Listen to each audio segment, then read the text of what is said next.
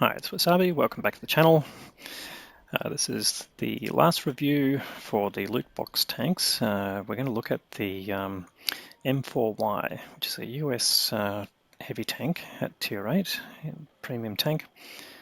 The Y stands for the company that created the designs called YOH. It's an actual real company, but these never went into production.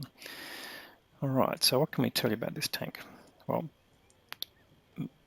mainly 105mm gun, same as in the Renegade, and it's got a similar layout apart from the fact that it's got an oscillating turret, and as part of the turret design they put in this extra shielding around it, which is actually quite thick, so it's got good side armor. If we have a look at the side armor here, the turret side is 241, the front is 279, and the hull 178, but the side armor on the hull is 76, so quite strong here. Wouldn't be worth, if you're trying to fight one of these tanks, yeah, you wouldn't be shooting at this part of the tank, particularly if it's angled on these sides. And the lower front's pretty weak, but it's quite bouncy, the front here, and it has 10 degrees of gun depression, so if you're up on a slope looking down, you know, this part will be very hard to pen, so if it over peaks, obviously you shoot here.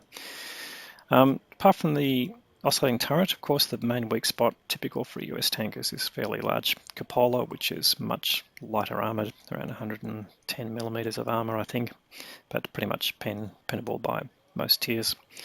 What's the other key characteristic, however, is the fact that it's got two sets of tracks. And it's a bit hard to see. I'll try and zoom in, but if you just look at this track wheel here, it's actually got an inner track running there, a bit darker color, and you can just see it here, the step here, the inner top layer is basically a reserve track. So if you happen to track the vehicle by shooting the front sprocket, the main track will break, but it'll still have this track on the rear wheels, which will keep it mobile. It basically drops the vehicle speed down to about 50%. It's possible to double track, shoot both tracks at once by shooting this track wheel here, or the rear sprocket can take both tracks off, but it's fairly quick to repair, so just something to be aware of if you are battling this, to try and do the double track sort of takeoff. Not sure if we'll see that in the gameplay, but we'll I'll try and highlight that if it happens. Alright, so a couple of other key characteristics. It's reasonably mobile, does 45 kilometers per hour across ground as standard. It's also got reasonable amount of hit points, 1550, and decent average damage. In fact, the gun characteristics slightly less than the Renegade gun, same alpha, but slightly less pen, both with the standard round and the premium round, and the rate of fire is slightly worse than the Renegade. Here it's been affected by the crew skills and the equipment we're running, so it's probably the best you're going to get.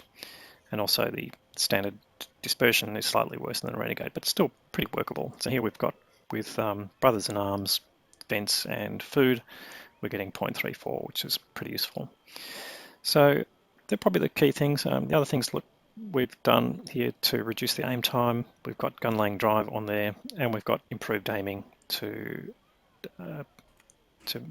make the aiming circle smaller, which also helps quite as well. Mobility, we talked about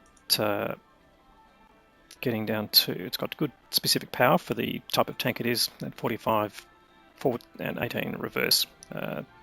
And the other thing about the turret is the gun traverse is also pretty good, so much better than the Tornwagen in that respect. Standard view range, here we've got food and vents, and we're running a field mod which is taking away from that, so again, standard spotting is not great, but it's a heavy tank, so you need to be up front anyway. Alright, so what we'll do is we'll jump into some gameplay to show how it's going to operate, and then we'll come back and give you a conclusion on this tank. Okay, so we're on the Al Haluf map, and we're going to go up to the B2 area first. So let's see how fast this tank moves. We're sort of in the middle of the pack, and now while we're travelling, let's have a look at the double track. You can just make it out the extra sprockets, sorry, the extra teeth underneath the main track from the third wheel from the back. Yeah. So yeah, so that's called the reserve track. All right. Anyway, so I'm not sure if we're going to lose a track here, but we'll see what happens. Alright, now you can see we've got the Leo in front of us, but he's a medium tank, and we've left most of the others behind. Well, of course, the Defender and the Oni are pretty slow, but what else have we got? Barask, oh, he's gone somewhere else. T-44, no, there's a medium. So the other heavy tanks, Progetto 54, well, he's not too far away, but yeah, it's giving you an appreciation of the speed of the tank as a heavy tank goes. Alright, so coming up to this corner here, Leo's here already of course, but we'll see if there's any enemy here, and if there's none, that tells you we've got there before them. Alright, so nothing spotted here, so let's go into tank view. Alright, got some tanks crossing, so let's have a go at the IS. Yep, no problem going through. We're firing standard rounds at the moment, and just a reminder, standard pen is 220.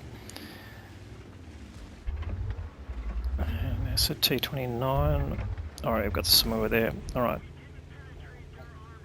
bounce off the front, probably just a bit too angled for the shell.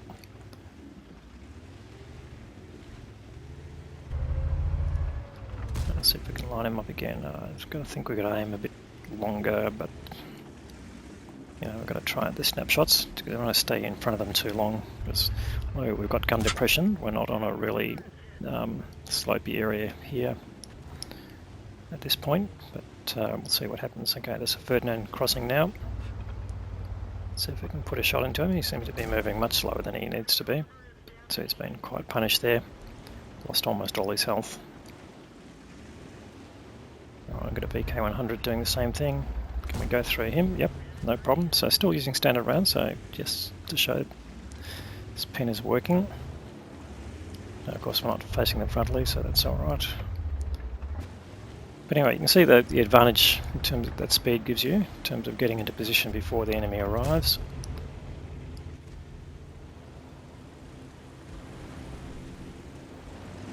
So we've taken one hit so far.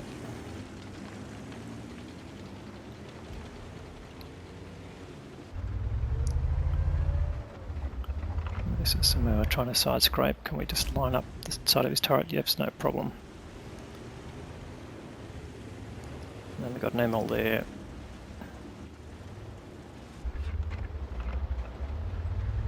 Can we side scrape successfully? Don't think that even hit. Now we're on reload now, so we missed the 234.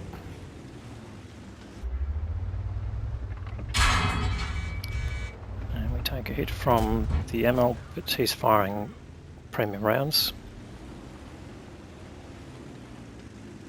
This is the IS.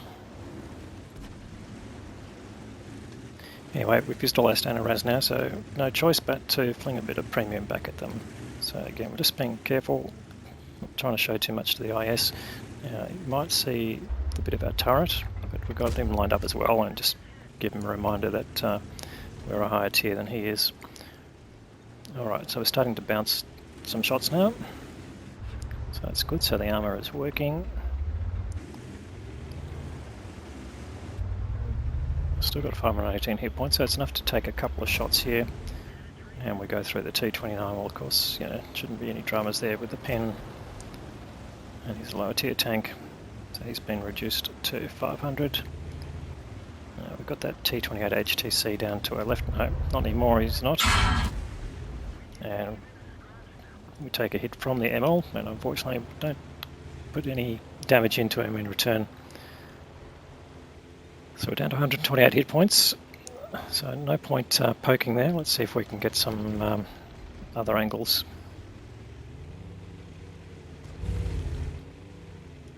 So we can come around here to this corner and see if we can reinforce against that T-34. And everyone's just holding back here, trying to get them to poke out. But yeah, they're not going to move far from the corner, it doesn't look like. Of course, if they want to take shots, they've got to poke. And we can side scrape here. the main thing is to protect the line plate. So the defender has moved in. He's full health, so we're trying to convince him to go in and take some shots.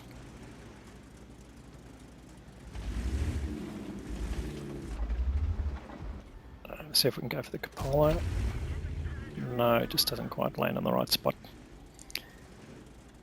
Anyway, we're up to 2.5k almost of damage. Not sure how much more we'll get out of this. The team looks like it's going to be a win. We're 4 tanks in front and almost double their hit points. Well, a bit less now that the defender's taken a few hits. But that gives us a bit more time to focus, but we still fail to go through the cupola on the VK. And the defender's been brought down to slightly less hit points than we have. But we do bounce that one from the VK. So the turret really standing up, and with the side we're on, the cupola is pretty much hidden by the VOC, so that's a good thing. And can we tempt them into poking out again? That's the plan. Well, they are poking out. Artie's taken a chunk. Don't want to get in. Well, I think that's a T-34 firing into the ground in front of us. That's not really useful. And they're firing back at his turret, which is probably not going to succeed. And the VK is getting surrounded, so the game really closing up now. We're probably going to get one more shot in. We don't just want to walk out in front of the guns though. Alright, they're pulling back. Well, no T-34 anymore, there's only the VK left, so not much chance to get any more damage. We'll just cruise up here, but I don't think the VK is going to last any longer, and in fact there he goes. Alright, so that's the game. He arrives at the last moment. Anyway, let's go and have a look at the detail. Alright, so quick look at the results. 2.4k, nearly 2.5k of damage, and the steel wall for blocking 1.67k there, and Spartan award for keep playing with small amounts of hit points. Only got the 3rd class mastery badge there, but let's have a look. So finished 3rd there on experience. The Barask did nice damage there, 4.5k, contributed well to the win. And the enemy team, the ML1 did 2.8, took a bit of hit points, of course. So yeah, anyway, quickly, okay, we fired 17 shots, 13 hit, so we missed a few there, and only just over half penetrated, so this, yeah, there were quite a few snapshots there, so probably not indicative. And again, using premium consumables, we paid full whack for. If you took 40k off there, we would have made a profit. So yeah, it should be a reasonable tank actually, and I'd probably recommend this. But anyway, let's go back to the garage and just sum it up. All right, to summarize, yeah, I think this tank is well worth having. If you get in loot boxes, definitely a keeper. And if it comes out in the premium shop, yeah, I think you should look it up. Quite bouncy front, as we found there. And the gun's reasonably punchy. But yeah, if you've already got the Renegade, you might think maybe not worth it. But otherwise, yeah, it's probably the best of the 3 new heavy tanks there. I'd say the Tuanwagen just behind it, it's a bit too sluggish, but otherwise pretty good with higher alpha. And the Caliban, yeah, it's sort of tank that you might use for a bit of fun. Anyway, good luck with loot boxes if you're buying them, and I hope you enjoy the holiday ops. So thanks for watching. If you liked the video, please give it a thumbs up, and if you haven't subscribed already, please consider doing so, and we'll see you later.